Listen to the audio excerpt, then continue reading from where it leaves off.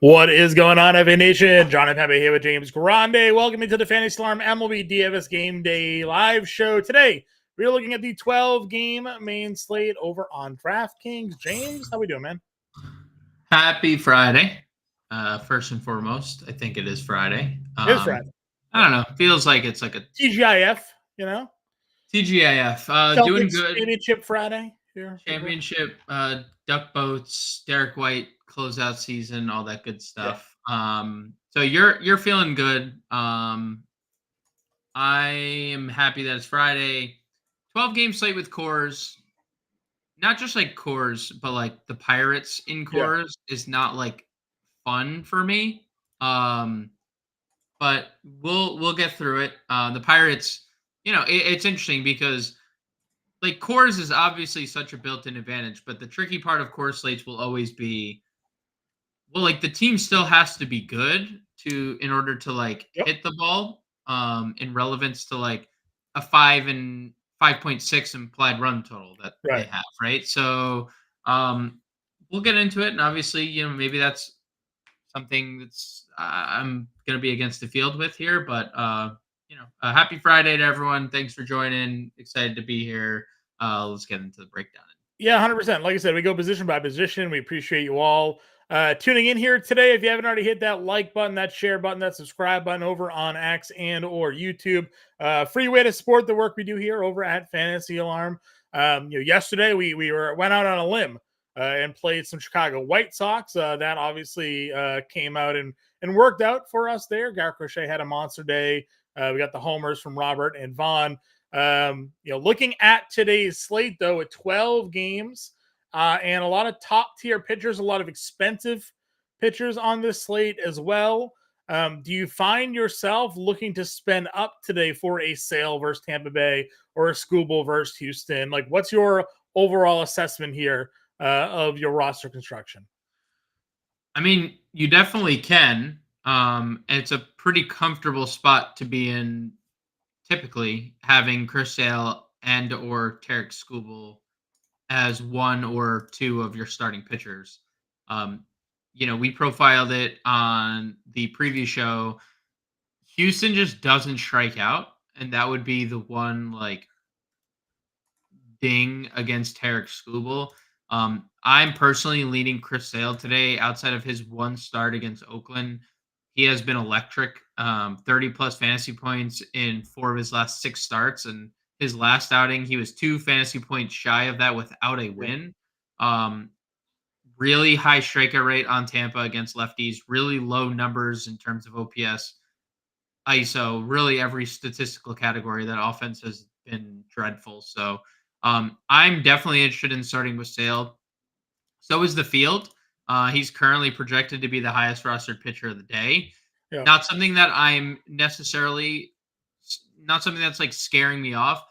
I am largely fading chalk outside of Chris Sale. So like in a lot of instances, like if I was playing a chalky lineup, like if the Yankees were in a good spot or if insert this team that was in a good spot, I would probably be looking to fade Chris Sale. But when Tarek Skubal is facing against Houston, like 10-2, you need strikeouts. Like he cannot go out there and give you 4 strikeouts unless we're getting a complete game shutout or something of that ilk.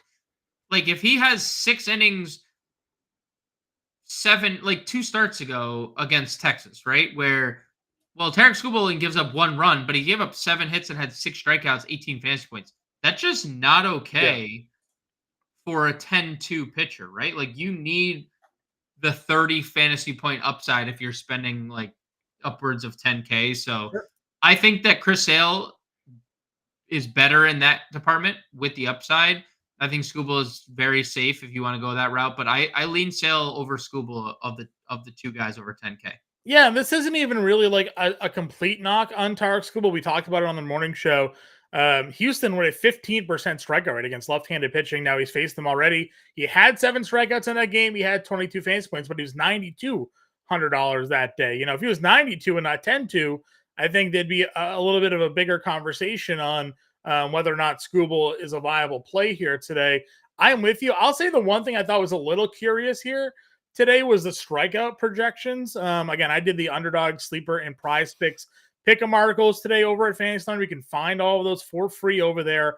And Chris Sale, if you were on underdog, his scorcher projection, or if you're over on prize picks, his demon play was 7.5 strikeouts, something that he has done in 6 of the last 7 starts with at least 8 in all of those outings. So I was a little surprised to kind of see the number, I guess, lower than what I would have expected it to be. Given the fact that Tampa Bay is the 4th highest strikeout rate against left-handed pitching, they're pretty dreadful overall against left-handed pitching this season. So, I think there's something to take advantage of that. The over obviously is the lean there on that number. So I'm with you there. I like the spend up on Sale if I'm looking to spend up. After that, it's a pair of pitchers in the same game. Freddie Peralta and Hunter Green are getting the rostership love. You're kind of deciding whether or not you're double spending up or you're going down to Green. I'm a little concerned on the Green play because we've seen how good Milwaukee's been against right-handed pitching, especially at home. We know Green obviously has elite strikeout numbers. The walks have been a problem at times. Obviously, the pitch count ends up being a problem for him. Are you with or against the field with Hunter Green today? So I'm okay if you go to Hunter Green, given what we know about Hunter Green. He has largely been a strikeout guy his entire career. When you look at the Milwaukee numbers against right-handed pitching for June, and obviously that's a small sample, right? Yeah, 6 we're in games the maybe.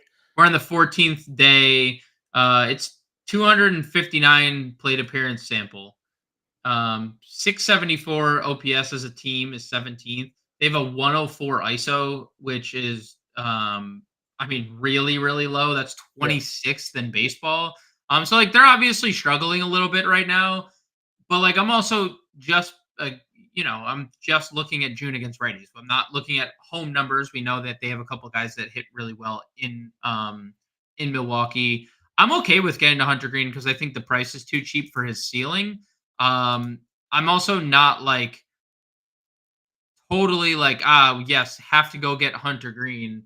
I mean, you saw the life of Hunter Green happen in his start against Milwaukee already this year. 6 earned runs, but he had 9 strikeouts. Like, is that at all surprising? No. Like there are games that happen. So I'm kind of indifferent about Hunter Green. I think there's a couple guys that are cheaper than him that are better overall options. And we'll get to. And they also have one of which has so much less ownership than the field than the other ones, and I'm shocked by it. But we'll get into that in a few. So I'm indifferent about Hunter Green. I like Freddie Peralta. I think there's a lot of strikeout appeal there, but pretty much indifferent about Green. Obviously, again, Green, the last couple of starts against the same teams he's run up against. He had 2 starts against the Dodgers, 2 starts against the Cubs. Pitched pretty well against the Dodgers. Didn't pitch also well against Chicago. I don't know. That's just same division. They've had more time to go up against him or whatnot. But 20 plus fantasy points in 4 of the 5 there. One was a rain start. That first one was the rain start. True. One was the rain start. It was just literally raining the whole game. Yep. All right, so our guy Don in chat wants to know our thoughts on Kyle Bradish here today. Going up against Philadelphia. Bradish has been very good this season. Again, Tampa Bay start aside, strikeout numbers have been pretty good for him. Obviously he came off the IL a little bit late here. Where are you with Kyle Bradish at 9,100? And you've also mentioned that you got some other starters that you're looking at today. Where else are you looking to go at? I'm indifferent about indifference about Bradish. If you're in playing multiple lineups, I'm okay getting into Bradish. I think into single entry, you'd get him at really low ownership. That's kind of how my overarching thoughts. I don't love attacking Philadelphia, especially the Baltimore ballpark is still structured for lefties to have success there, and we know Philly has a bunch of them: Schwarber, Harper, Stott, that are all pretty potent. So I'm kind of indifferent about Bradish.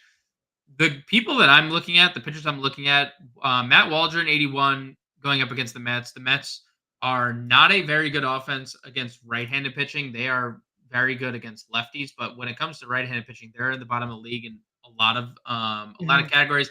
Outside of strikeouts, that's like the one thing that the Mets can like kind of hang their head on. They just don't strike out a whole bunch.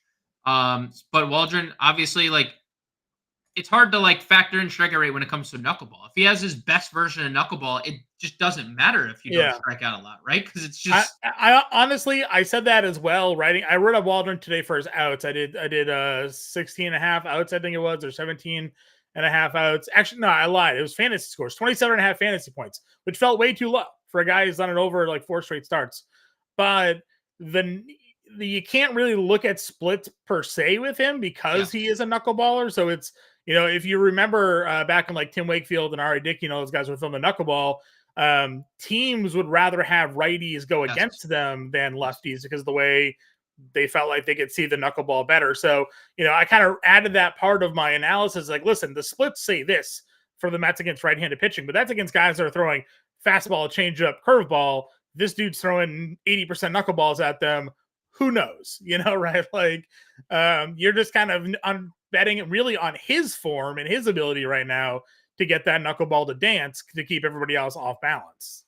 He has been weirdly mixing pitches. He throws like 6 pitches. Four seam, cutter, slider, sinker, knuckleball. He throws He's 5 definitely pitches. more. He's definitely more of a mixer than the other guys I mentioned. Fangraphs actually added in great, easily accessible pitch selection percentage now. 38% knuckleballs, 23% fastball. So, I'm sure if you went back looked at Wakefield, that was like 80% knuckleball back in there. But still, another way to just sort of keep guys off balance there, and it feels like the knuckleball is maybe being thrown more than it is, but. I'm with you. I like the $8,100 for Matt Waldron there. There's obviously like big names in this 8K tier that we're generally used to spending more for. Kevin Gossman's coming off of a complete game shutout, 10 strikeout performance. He's home versus Cleveland.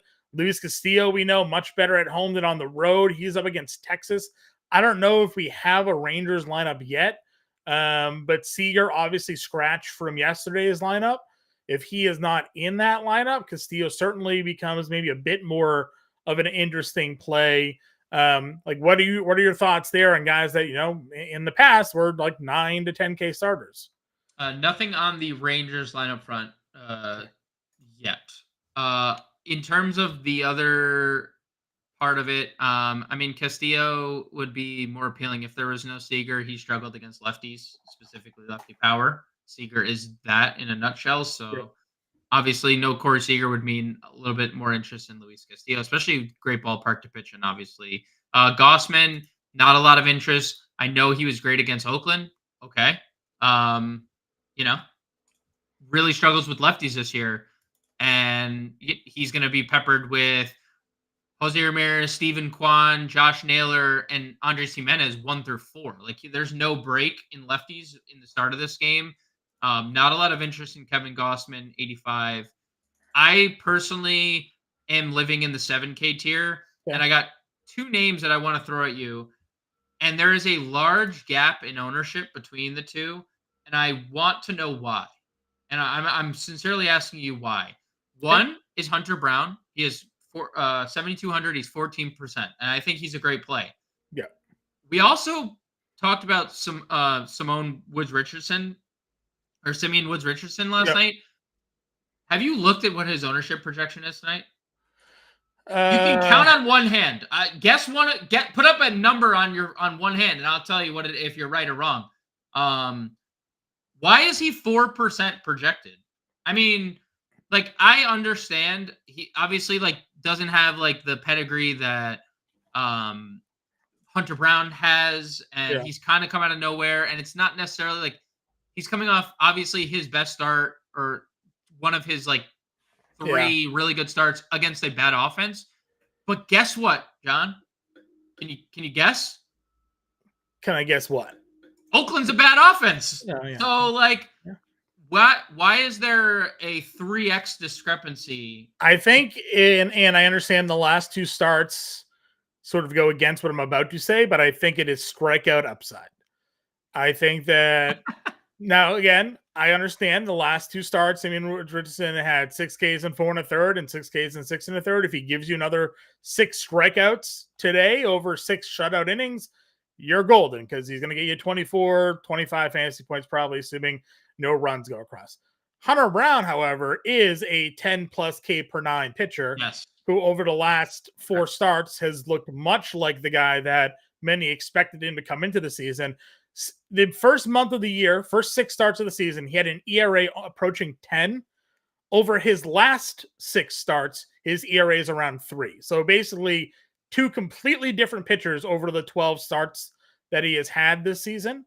And much better over the last 6, again, and a K per 9 around 10 there. So I think that's the reasoning for that. Now, if you want to go to Vegas here, Minnesota is a huge favorite today. So the win equity is much more in Simeon Woods Richardson's ballpark here to get those 4 win points that you're looking for on DraftKings, where Hunter Brown today, I think they're minus 120 on the money line. Yeah, minus 120 on the money line. So obviously going up against Tarek Skubal, much more of a tougher task for Houston put up runs, where many think Minnesota tonight is going to score on Spence and give Simeon Woods Richardson a great chance at the win. So if you give us that Pittsburgh start and get the win, then he's probably the best pitcher on the slate per dollar, right? Per dollar, and ownership baked in there too. Well, yeah, even right, exactly. Because even at the 4%, 5% now, this could update again. We'll run the ownership again as we get closer to roster lock. We're looking at it as of now. It's around 4.5% today over on DraftKings. And for that reasoning, if you're making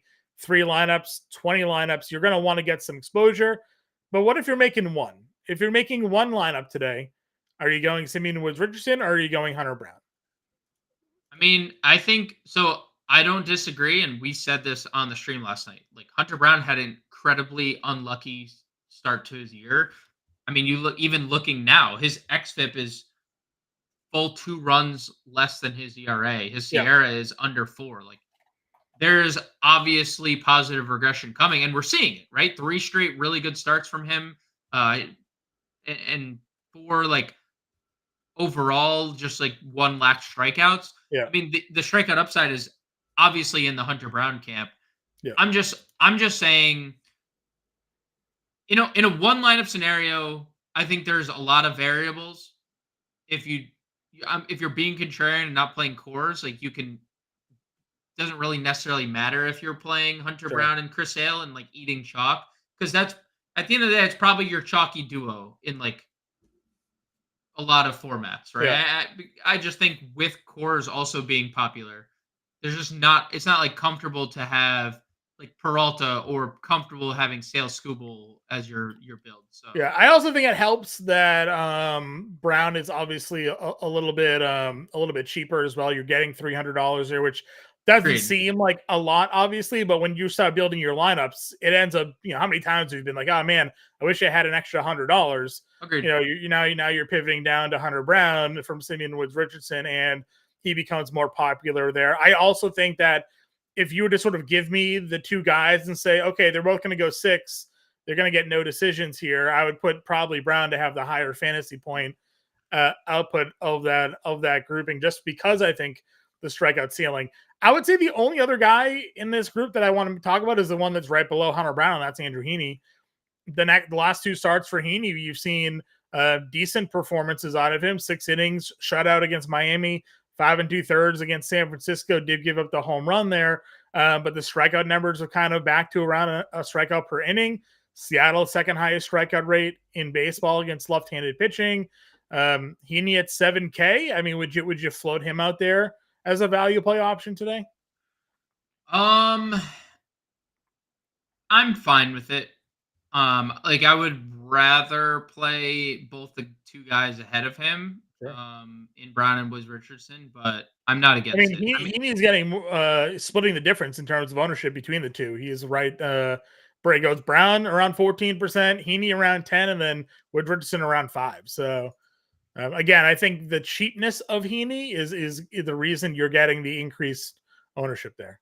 Yeah, and people just saw Garrett Crochet strike out 13 Mariners last night, and they're like, "Oh, right." We're throwing 1 off-speed pitch. Did you see that? He threw 1 changeup. Everything was fastball cutter in that game. That is insane. I mean, I don't know. Do you see the pitching ninja clip of every single pitch he threw was exactly where it was supposed to be, and it's just unfair when you can do that. And then Dwight Texter going to trade him, so that's fun. Yeah, I mean he's fine, especially if the strikeouts are going to be back. I think that there's definitely. And I mentioned he because we're not pitching anybody below them, right? There's no cheaper option for you there. No, no, no, no. Yeah, I didn't think so either. Guys, we appreciate all your comments in the chat. Don, I see you in there. We'll get to some of your lineup stacks here as we move across the way here. And King of Smack popping in saying, what's up? Happy to have you there. Again, if you have any questions, feel free to throw them in the chat. James and I will pop them up on the screen. And we will bring them up and talk about them, help you guys build your lineups there. Let's move on over to the catcher position here. Again, a spot we generally look to spend down. There are definitely some value plays we've discussed. Higashioka there against a lefty. And Manaya is $2,700. Would probably be the most appealing play. Maybe Vasquez versus Spence, given a little bit of the recent run for Christian Vasquez there. But if we're not going all the way down, do you find any interest in the mid or upper tiers at the catcher spot today? No, no. I mean, this is just not a position I think you should spend up on today on a big slate with so many different options. I don't think it makes a whole lot of sense. I think as high as I'd possibly go is probably Cal Raleigh just for a home run against Andrew Heaney, who has been susceptible to home runs against right-handed bats in the past. That's as high as I'd possibly go. And then I'd be in this like Grandal, Bailey, Alvarez range. You could play Garver again for a home run, but like nothing above that. Yeah, I agree with you. And we're waiting on obviously the Pittsburgh lineup news there, whether it be Henry Davis or Yasmani Grandal. Did we get the Pittsburgh lineup already? No, dude, we don't even know who's starting for Pittsburgh. I was going to say, I don't think we figured that one out yet, right? So they have Ortiz listed, but that's not anything confirmed. Like that's just projected starter. Luis Ortiz. He is not. There's been basically nothing confirmed about Pittsburgh other than they do in fact play in Colorado tonight. But nothing on the lineup front yet. Okay. So again, that's where we're looking to go. Probably going to settle in on Higashioka, most likely. Yep. Gonna do a quick weather search here. I don't think there's much weather on this slate. I know we had some rain in the East Coast. There is some spots. Let's see here.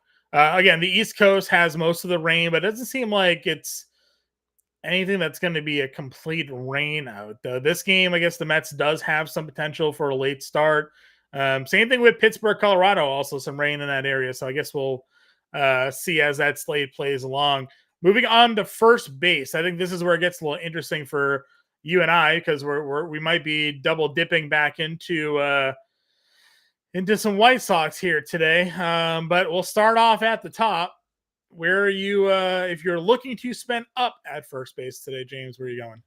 Come on, dude. You gotta wait. You gotta wait till we get there. You can't just start first base off with White Sox talk. Come on, we gotta. I said we're gonna. I hinted to where we're probably going, but I want to be a slow. Oh no. So I do think that there's. I have a little more interest since last night. Specifically, hard to look at Christian Walker and be like, nah, I wouldn't want to play that guy. Christian Walker's hitting for a lot of power against both splits right now. And he has hit righties pretty well. And I think that's largely due to recent numbers. And looking at Chris Flexen, the splits definitely favor lefties here. But he allows a lot of fly balls to both righties and lefties. The home runs have really come from the left side, but I think Christian Walker fits an Arizona stack. Arizona open at like 5 or 4.9 implied runs. They're up to 5.2 implied runs on the day. I have really, really, really gravitated to this game in general offensively. I think there are really poor pitchers taking the mound in Arizona. So I really like Christian Walker. You can obviously I did find it interesting also to see how bad Cole Reagans has been against lefties. It's not like a massive sample, but lefties are doing a lot of damage against him in a small sample. So obviously, if you wanted to get to Ohtani Freeman, you could do that as well. Sure. I have the comment in there about Matt Olson. Still hasn't really come around, but is starting to at least hit the ball a little bit better. You and I discussed the tweet that went out. Basically, since May, Atlanta's offense is nearly dead last in all statistical categories, but they were like second or third in hard hit rate. So, eventually these things are going to start falling in for them.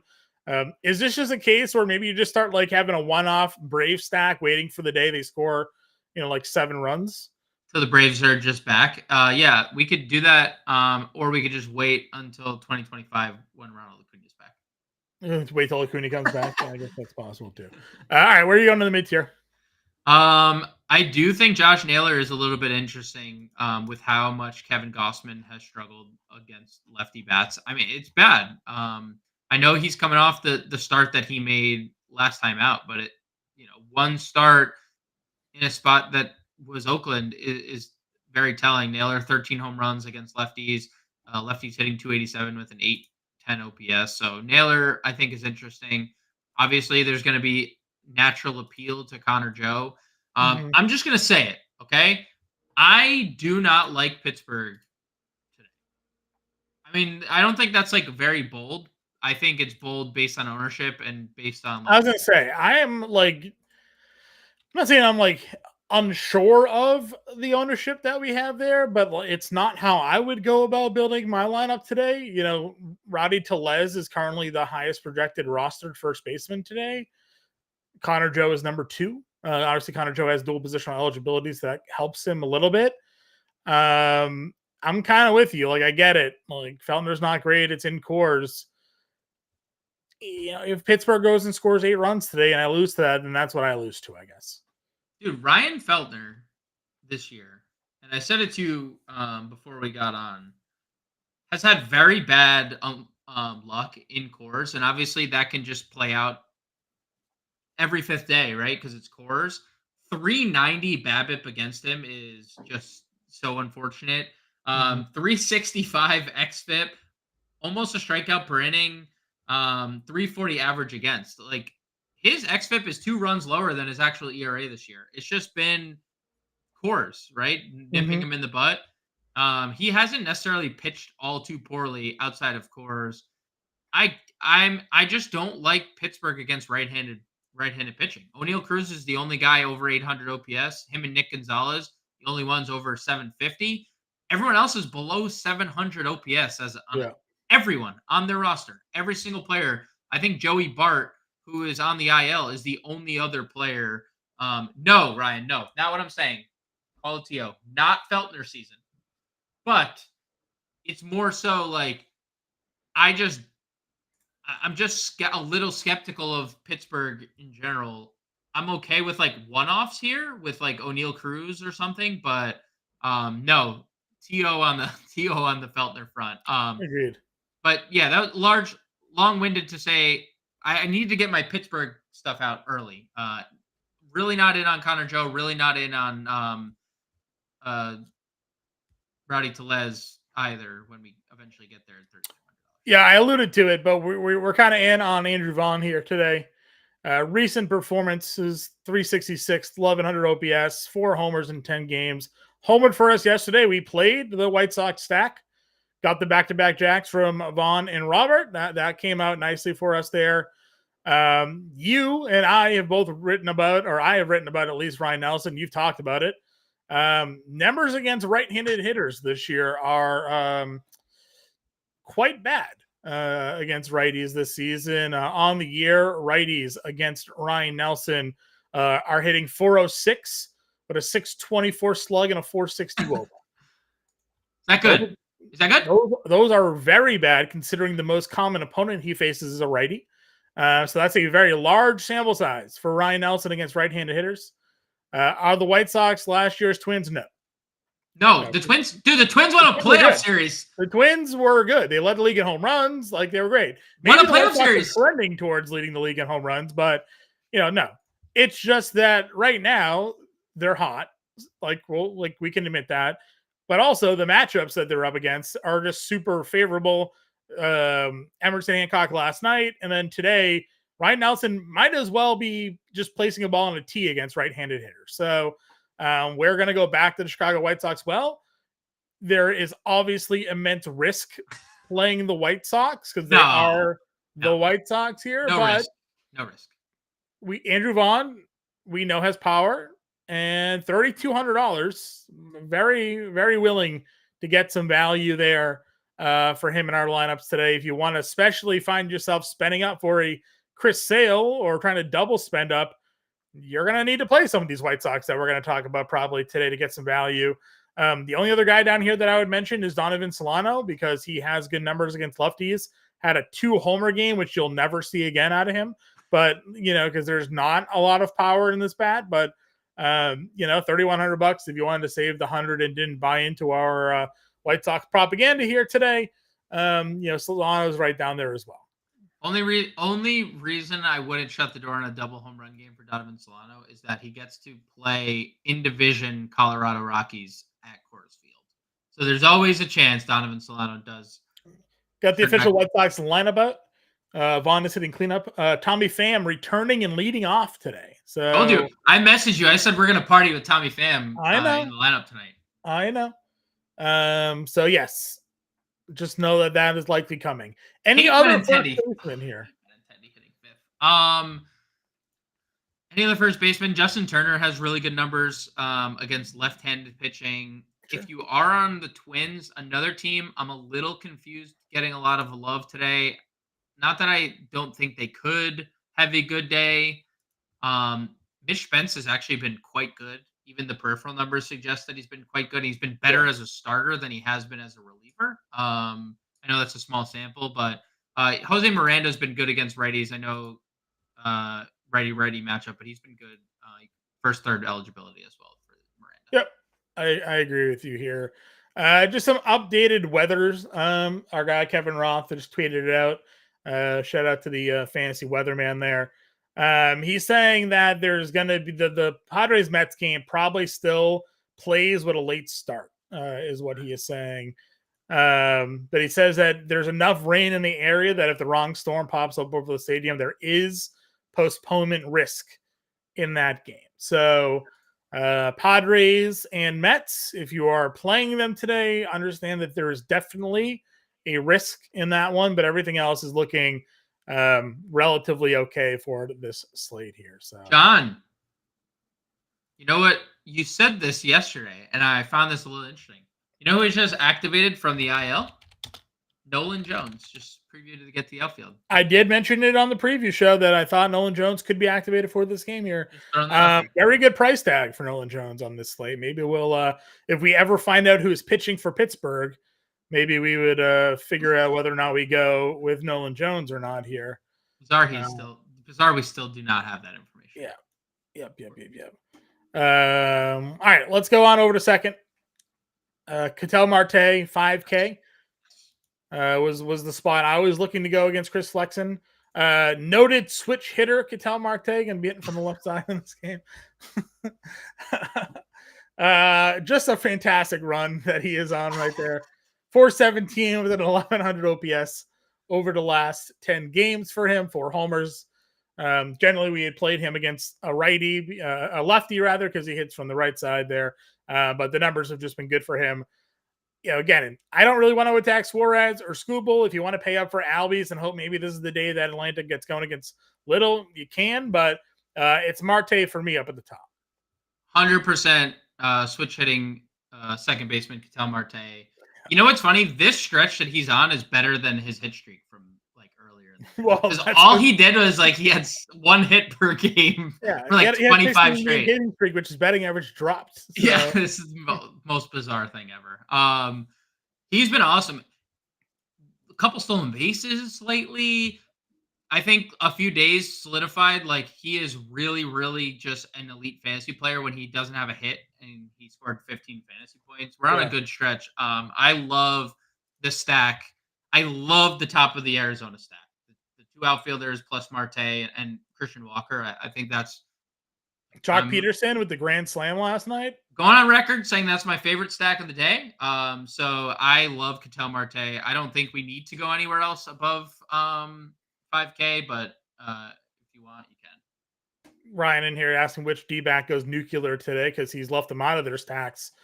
I understand leaving Randall Grichuk out of your stack. I don't understand leaving Christian Walker out of your stack, Ryan. Not to throw some shade at you, but he's stacking. He's the big power hitter in the middle. Well, Unless you played Andrew Vaughn, Unless you played Andrew Vaughn. That's what I'm saying. I mean, Castro is second base eligible. Better against lefties than righties this year by a large margin, but does have the stolen base upside there if you wanted to go and get some twins in your lineup.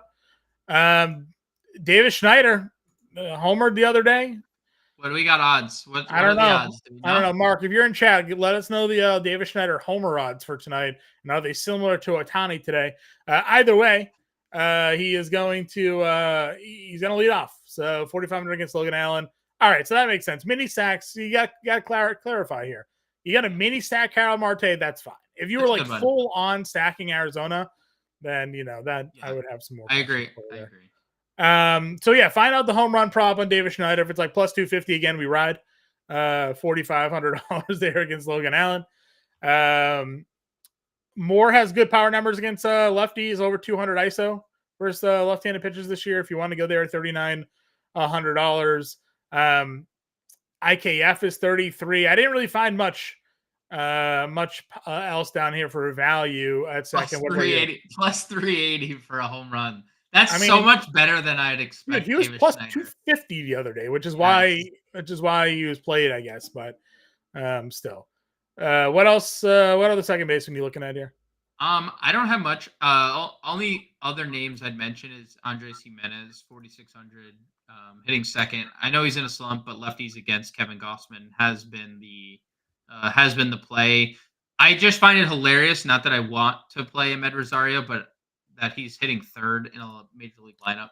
Dude, he's been good for them this year. He has been good, and we're not playing him. I just cannot believe he's hitting third. Also, Rockies lineup, John Nolan Jones hitting fifth. Just throwing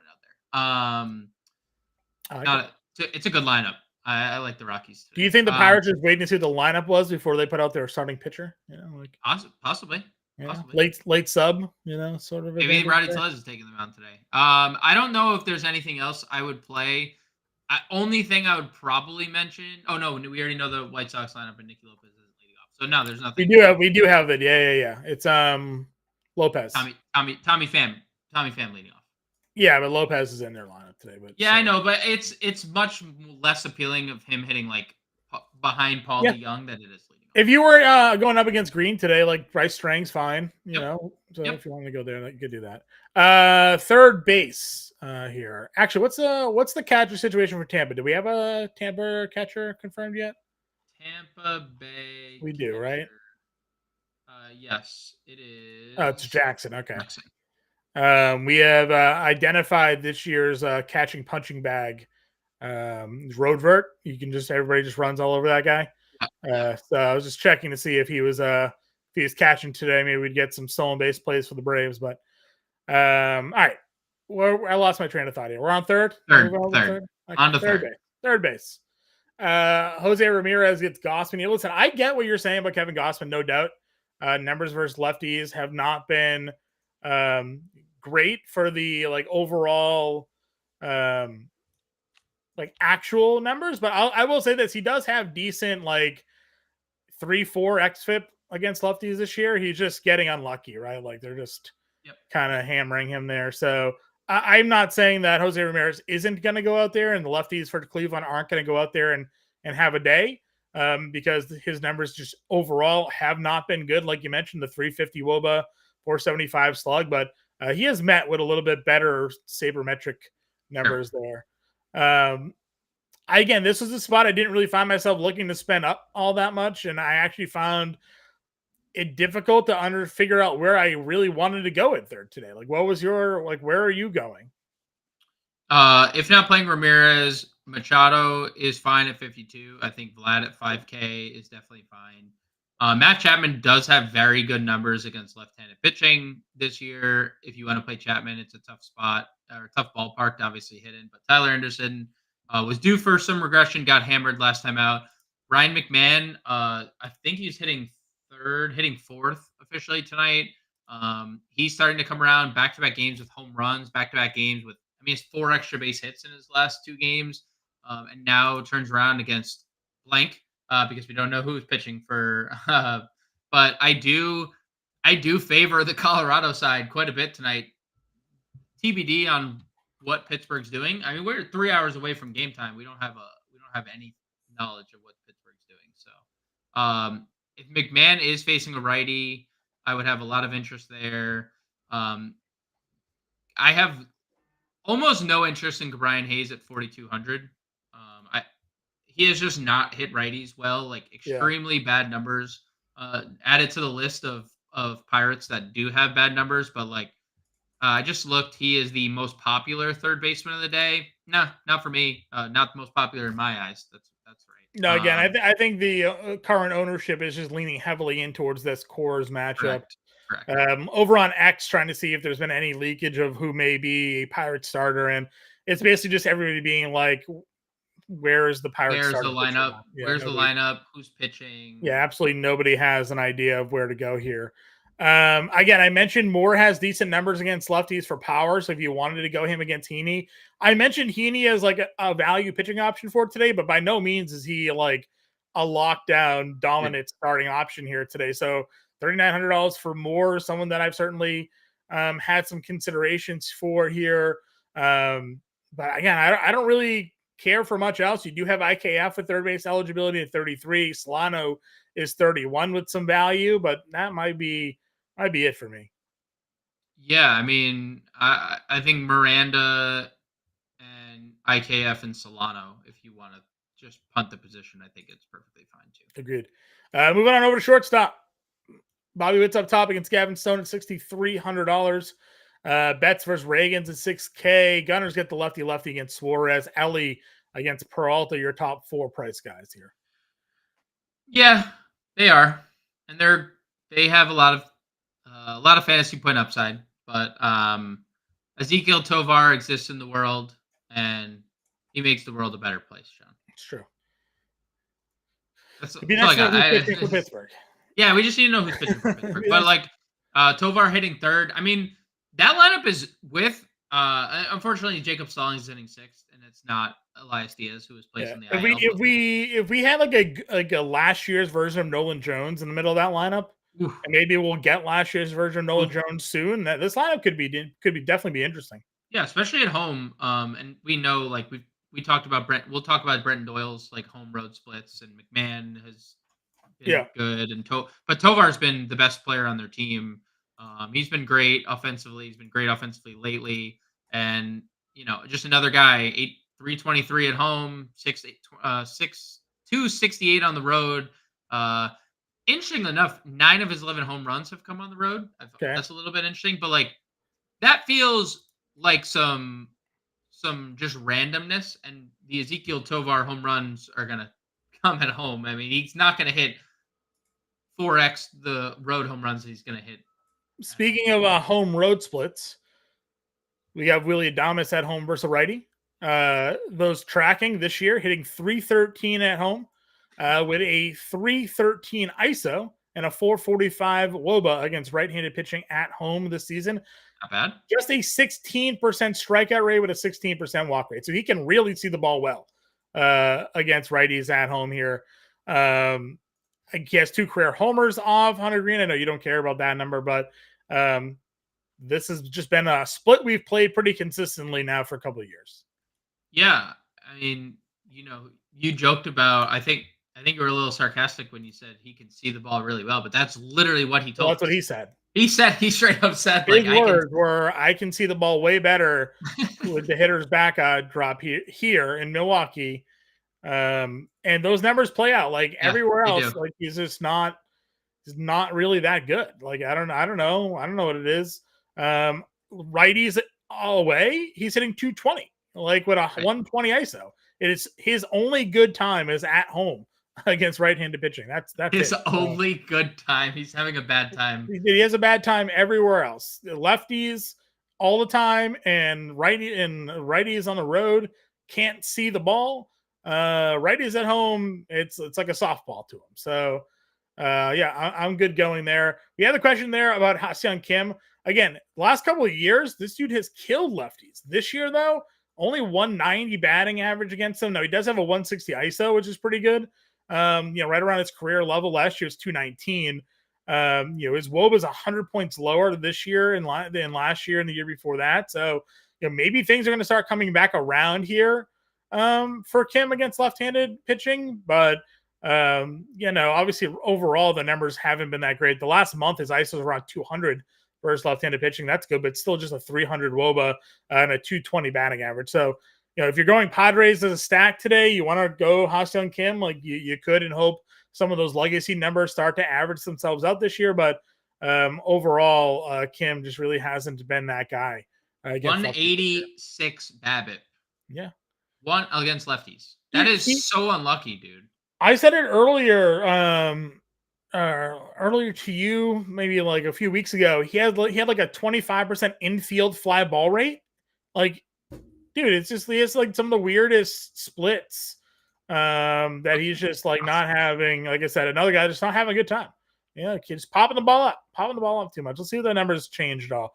It's 16% now. 16% infield fly ball rate is still like way too high.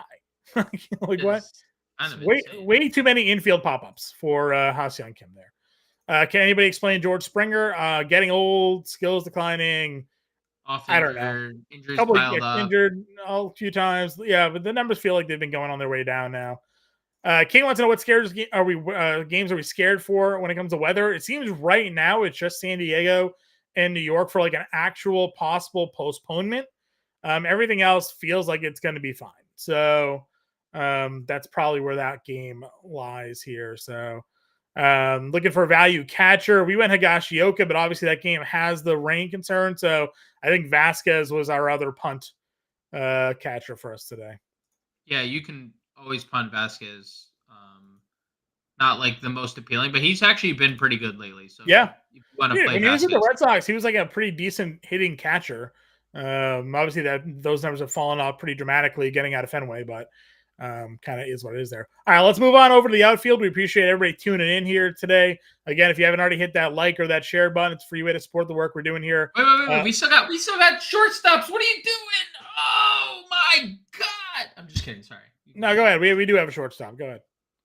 Well, we didn't talk about Neil Cruz and we didn't talk Paul DeJong. Okay, go ahead. I think both those guys are very interesting. O'Neal Cruz is like the one lefty or Pirate I'd be really interested in.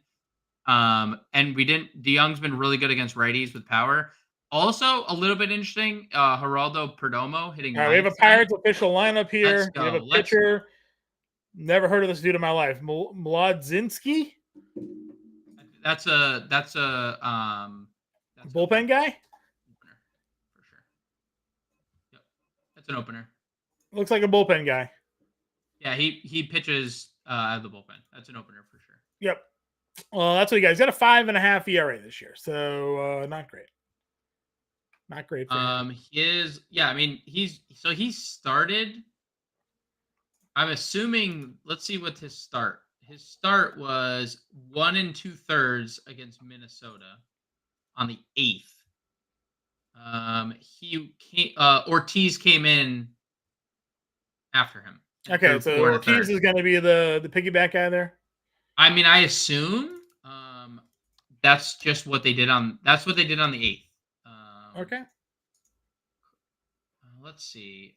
Starting tonight, manager Derek Shelton says Carmen Moldinsky is starting tonight in the series opener. Already. Well, there you go. That's our. You can expect Ortiz, I guess, to be the piggyback man there. So, all right. Other shortstop size. You're right. I did skip over. O'Neal Cruz was there. We talked to Damas. And then Paul DeJong was our value guy here. What else were you looking at short? I think Geraldo Perdomo is a little bit interesting in a wraparound stack. He's so cheap. All-Star last year has obviously been super. It's been a super disappointing season for him because he's been injured. But I mean, he started off like pretty good since in the 2 games since being back. 3 hits in his first 7 at bats. So I don't hate Perdomo is as a punt 3,200 wraparound piece because like I do love the top of the Arizona lineup. So if Perdomo's hitting, well, he's getting on base, and there's a lot of people behind him that can drive him in. Okay. Outfield. I didn't mean to cut you off on your. But You didn't cut me off. We're good. We're on the outfield. Ryan says he has 0 cores today. So can't wait for 20 runs. I feel the same way. I don't have any I cores. feel the same way. I feel the same way. I might get some Pittsburgh in. O'Neill Cruz hitting third, Gonzalez hitting fourth, Rowdy Tellez hitting fifth. I may Henry Davis, by the way, But starting you have to tonight. decide. Are you playing Tellez or are you playing Vaughn? We're playing Vaughn, aren't we? Yeah, my one decision would probably be Cruz if I were to play, but then I would, that we'll see because then I'm probably not playing Arizona. Like some tough decision to make because I don't love Coors. I definitely don't love Coors. I agree. All right, let's go to the outfield here. Now, this has been a little bit tough because there are a lot of good starting pitchers on this slate, and a lot of these top end guys are facing those good starting pitchers. Do you have a favorite to attack here when it comes to spending up in the outfield? No. You could play them all, but I just like the 4K tier so much that I just haven't really necessarily found myself gravitating to anyone above 5K. Yeah, it's that guy. Yep. Cover of my underdog picks article today. Homers in 5 of the 9 games since he's returned. And we already Cover went the over show? all the numbers for Ryan Nelson against right-handed pitching. But for those of you who are just tuning in, Ryan Nelson, Diamondback starting pitcher today, allowing over a 400 batting average and a 460 WOBA against right-handed hitters this season. Luis Robert. Obviously, his overall numbers don't look great, and even his batting average since returning, not great. He's pretty much only hitting homers. As you can see, 1 hit, 1 homer, 1 hit, 1 homer, 1 hit, 1 homer, 1 hit, 1 homer. It's all he's doing. But that's good enough. So at $4,800, he's going to keep homering and in a great spot to do more than that today. Definitely happy to plug him in. Feel the same thing about Corbin Carroll here. $4,700 is too cheap. He's going to keep going up as long as he keeps hitting. So those are my top 2 outfielders today. Luis Robert has 7 home runs and 3 singles. Yeah. Shout out to Luis Is that Robert. Kyle Schwarber, right? Kyle Schwarber stats? Yeah. Shout out to Luis Robert. I agree. I think those are also my top 2. I would, I'm actually okay getting to someone like Nolan Jones at 49. I'm okay getting to Charlie Blackmon at 47. I thought Nolan Jones was cheaper for whatever reason, but 49 coming off the IL. Coming off the IL, I don't disagree. But very obviously, ultimately pretty good matchup against Pittsburgh and the game that they're with the bullpen game they're going with. Jock Peterson, I love 4,400. Obviously coming off the grand slam last night, but he's been great against right-handed pitching and Chris Flexen, 50% fly ball rate and over 2 home runs per 9 innings this year to right-handed bats. Like just not a good recipe for the top of this. Lefties or righties? Lefty bats. Lefties. Did I say righties? Sorry. Yeah. For lefties against Chris Flexen. So definitely love Jock. I think Brenton Doyle at 4,400 is also a really appealing play. He's hitting second tonight. The splits are crazy for him this year. 213 on the road, 337 home average, 929 OPS at home. Really good blend of power speed, mostly speed, but not bad power. Love him in second. Don't hate Tommy Pham, also 4,400. I know he's typically been better against lefties, but you just brought up the Ryan Nelson righty splits. Like Tommy Pham's still a very serviceable baseball player. Yeah. And hitting atop the lineup, just another righty that we could attack. So how frustrating it was pitching against them when he first joined their team because he was just getting on base every day. And you're like, what is happening here? Getting him back in that lineup, honestly, might even make them a bit more potent, which is, not to say much, but definitely a good spot for him. He's not back now, but Eloy Jimenez started his rehab assignment, so he'll be back in that lineup sooner rather than later. Value guys down here in the outfield, 4K and below, where are you looking to go? I would just right above Julio Ramos against Tyler Anderson. He's crushing lefties. Same thing for Jurickson Profar at 4K. He's back in the lineup. He's crushing everything, but really, really crushing lefties on the year. So those guys like right at the 4K tier. You said it on the show last night. Byron Buxton is a little bit interesting. And shout out, we didn't mention Correa either. Shout out to Correa. But I think the Twins are really weird tonight because, again, Mitch Spence has pitched really well. There's no Royce Lewis in the lineup tonight. for Minnesota, and obviously that's like a big piece. Like he's their best offensive player, Yeah. and but with the way Correa and Buxton have been going, like you can make a case for them being better. But dude, Mitch Spence has been like really good. So is Buxton. So is Correa. I'm a little bit I'm like not really playing much Minnesota here today, honestly. So they were getting a pretty solid amount of ownership. They're also like have a lot of implied runs yeah. today. So I think definitely, algos like them, obviously, because they hit a lot of home runs. yeah. I mean, okay with Buxton at 39, but like I'm not like Yeah, but I chomping mean, at the bit for Buxton's getting around 8% here today. Obviously, Pittsburgh guys all lead the way. Jack Swinsky there as well, right below him, just chasing the home run. With that call there. Ryan had a comment on Sheets versus Vaughn here.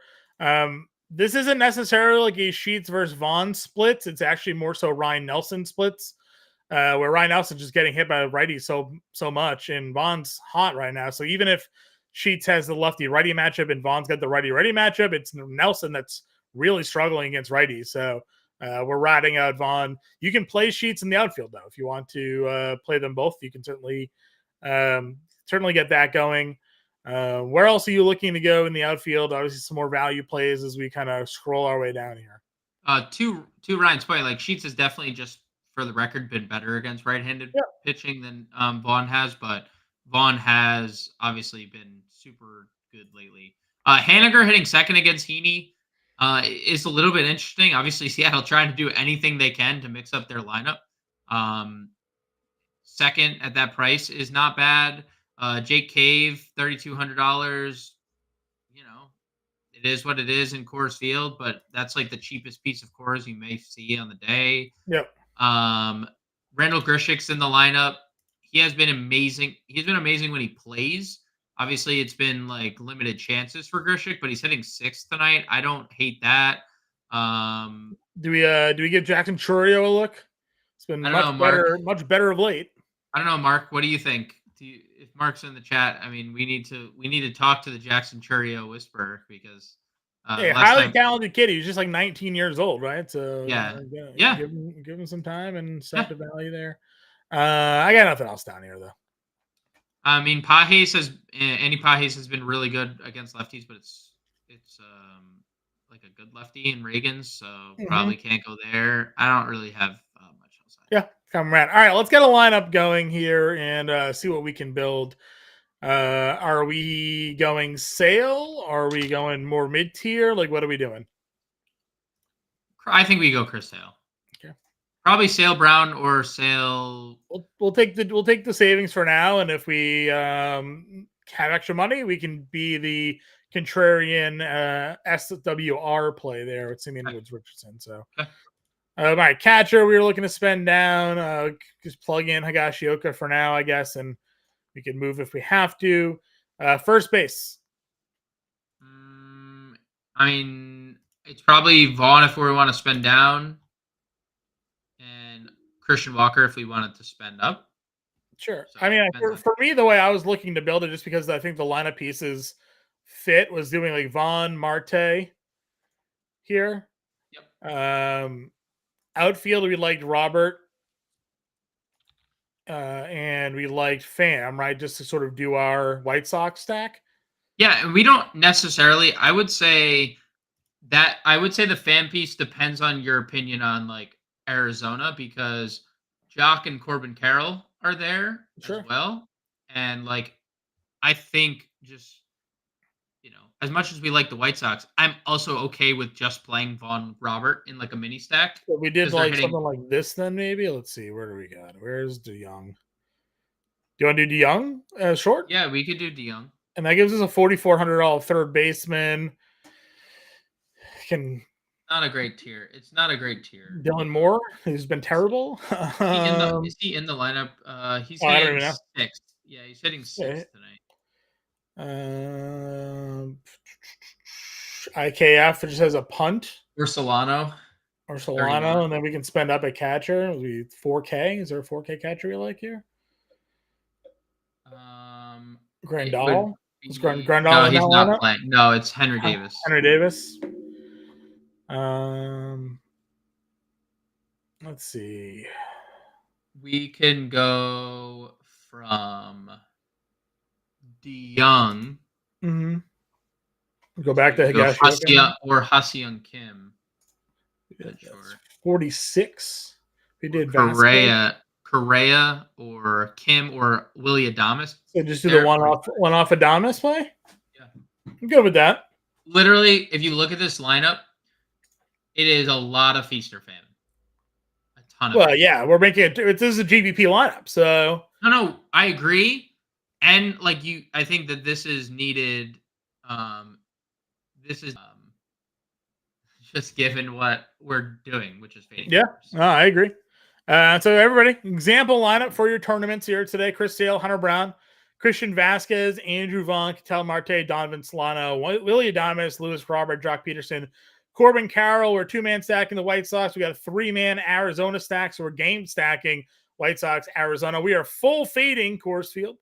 We got Sale and Hunter Brown up at the top. So we appreciate you all tuning in. Again, if you get that like, hit that subscribe button. It's a free way to support what we do here. If you're not yet a member of the Fantasy Alarm family, get the QR code right there. Promo code Let's Go gets your first month for less than $20. You get access to all of our premium content. You get in our Discord as well. You get access to myself, James Grande, Henry Wilson, Howard Bender, our guy Mark Pitts. That's in the chat there as well. We're all in there to answer your questions, get you guys set up for all of your DFS needs, not just for baseball, by the way. This covers everything. You got your fantasy football drafts, your fantasy football best ball drafts. You become an all-pro member, you get access to our draft guides and all that other great stuff here to get you guys ready to go.